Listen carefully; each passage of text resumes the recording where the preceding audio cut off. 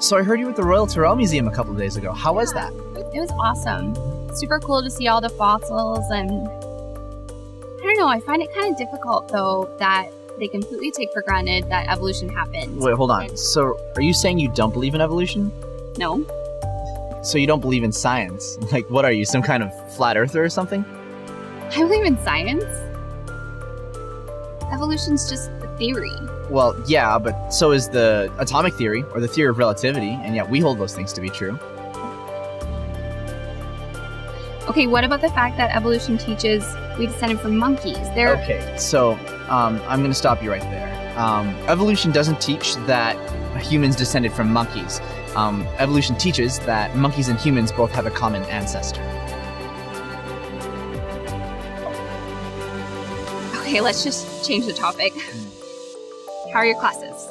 Yeah, keeping busy, lots of papers, staying up late for classes. Yeah, me too. Yeah. Most people, upon seeing the Rocky Mountains for the very first time, comment on how truly awe-inspiring they find them.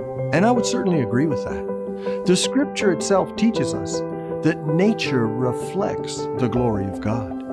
Sadly, today, many people find it difficult to reconcile faith and science. Faith Beyond Belief, in conjunction with Quest for Life, has put on a conference to answer just such a question. We hope to see you there.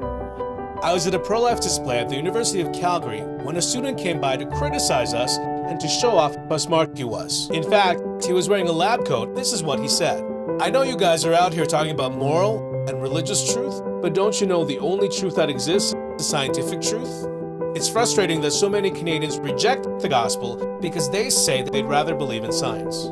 That's why our Be Ready 2019 conference we're featuring scientists who will actually argue that we can find God in science. We'll have Fuz Rana, a biochemist, who'll talk about the problems with evolution. Jason Lyle, an astrophysicist, will talk about space and design. We'll even have Brett Kunkel, a youth and young adult specialist, who'll talk about how truth and logic, which form the foundation for science, can only exist if there's a God.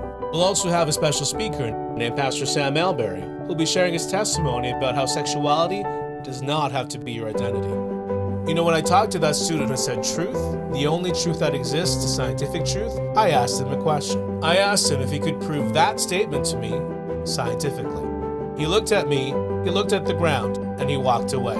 You see, he realized that when you talk about science being the only truth, that statement is a philosophical statement, not a scientific one. So if you want to know how you can handle these objections of faith and science, please register today at bereadyalberta.ca. We'll have our conference both in Calgary and in Edmonton on the same weekend, so see you then.